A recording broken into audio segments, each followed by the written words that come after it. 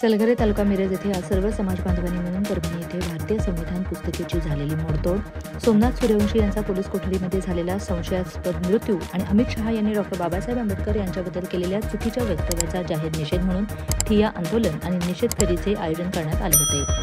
डॉ. बाबासाहेब आंबेडकर यांच्या प्रतिमेचे पूजन करून पोलीस कोठडीमध्ये मयत झालेल्या वडार समाजाच्या सोमनाथ सूर्यवंशी याला श्रद्धांजली वाहण्यात आली. अमित शहा यांनी डॉ. बाबासाहेब आंबेडकर यांच्याबद्दल केलेल्या चुकीच्या वक्तव्याचा जोरदार निषेध करण्यात आला.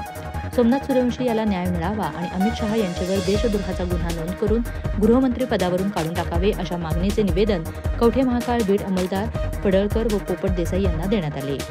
यावेळी सलगरे गावातील माजी सरपंच तानाजीराव पाटील, माजी उपसरपंच सुरेश कोळेकर, सदस्य रमेश बच्चू चाळके, विजयराव शिंदे, अंकुश एकुंडे, पिंटू निंबाळकर, विलास अजटराव, लक्ष्मण तात्या एकुंडे, सर्जेराव साबळे, अवधूत आवटी, नामदेव कुंभार, समाज बांधव म्हणून अरुण कांबळे, ग्रामपंचायत सदस्य, सामाजिक कार्यकर्ता विक्रम कांबळे, वंचित आघाडीचे सांगली जिल्हा महासचिव नवीन कुमार कांबळे, संती कांबळे, अनिल कांबळे, निशांत शिंगे, रंगराव कांबळे, सागर कांबळे, प्रकाश फायटर, बाबासो कांबळे, मोहन कांबळे, साजन कांबळे, चेतन कांबळे उपस्थित होते. सांगली डिजिटलसाठी मिरज तालुका प्रतिनिधी निशांत भंडारे. सांगली डिजिटल जमाना, डिजिटल बातम्या.